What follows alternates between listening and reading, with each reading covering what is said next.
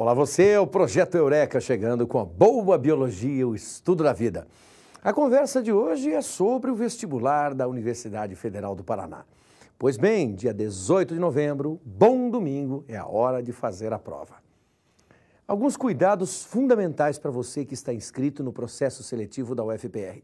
Primeiro, saber o seu local de prova, antecipadamente. E olha, se você não conhece o seu local de provas, vá até ele.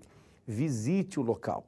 Relembro que aqui em Curitiba, especialmente, um colégio estadual, a escola Madre Clélia, não é estadual, é da rede privada, é bem distante.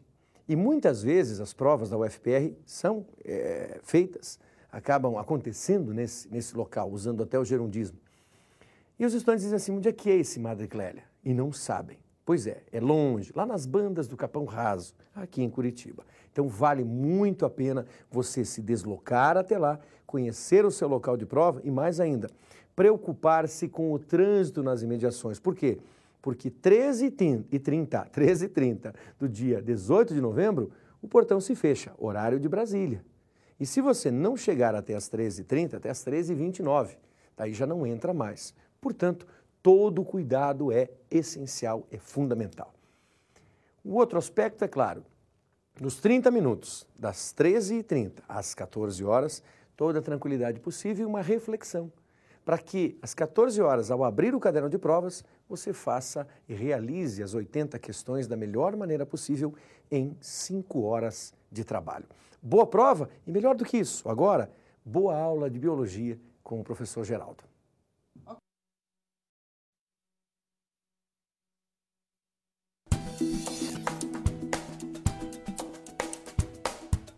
Alô você, que bom estar com vocês mais uma vez. Hoje a gente vai falar de um tópico que é extremamente importante para qualquer vestibular que você faça. Olha aí, ó, vai cair com certeza. A gente vai falar da poluição. Você imagina que a partir principalmente da Revolução Industrial, com o aumento do número de pessoas sobre a Terra, aumentam também as necessidades básicas para serem supridas. O aumento dessas necessidades, com o advento de novas tecnologias, fez com que a quantidade de resíduos da atividade humana sobre a Terra aumentasse. Lembre que, como resultado de qualquer forma de vida, há resíduos jogados no meio ambiente.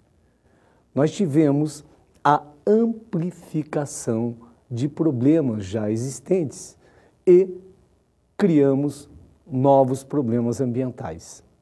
Chamamos sinergia ao perfeito equilíbrio e à interdependência de todas as funções executadas no meio ambiente.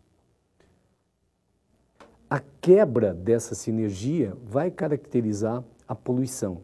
Ora, sempre que nós alteramos o meio ambiente pela ação antrópica, ou seja, a ação humana, não sabemos quais as consequências a curto, médio e longo prazo, por serem muitas vezes imprevisíveis.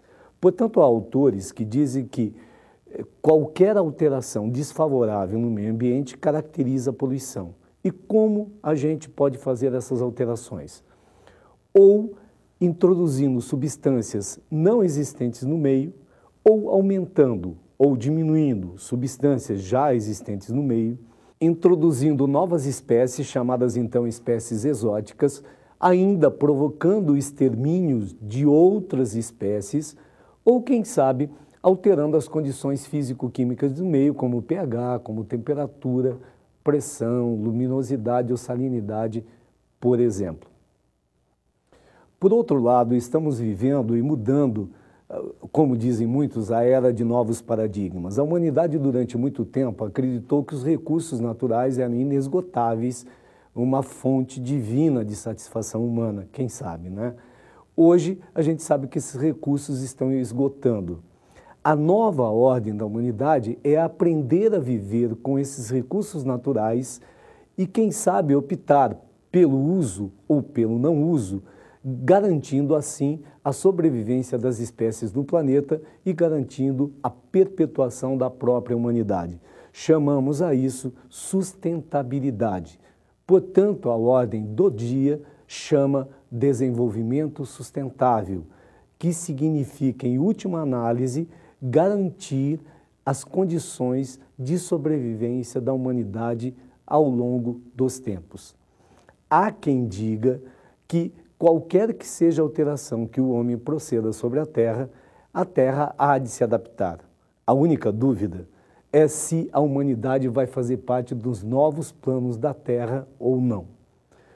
Qualquer substância lançada no meio, nós chamamos poluente, desde que altere as condições de vida. Os poluentes podem ser quantitativos ou qualitativos.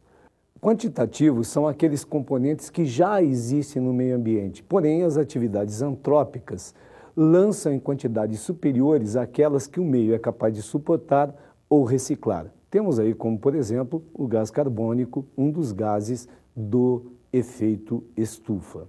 Qualitativos são aquelas substâncias que naturalmente não existem no meio e nós as introduzimos. A gente tem aqui, por exemplo, elementos radioativos e temos os pesticidas organoclorados. Em relação aos efeitos desses poluentes, nós podemos falar em efeitos crônicos, são aqueles cuja ação é a longo prazo, porém de forma lenta e contínua. Nós temos aí como exemplo resíduos industriais, pesticidas, herbicidas. Por exemplo, o ozônio aqui embaixo é um forte poluente e com o tempo pode causar uma fibrose pulmonar. Os agudos são aqueles efeitos cuja reação é imediata tão logo haja exposição ao poluente.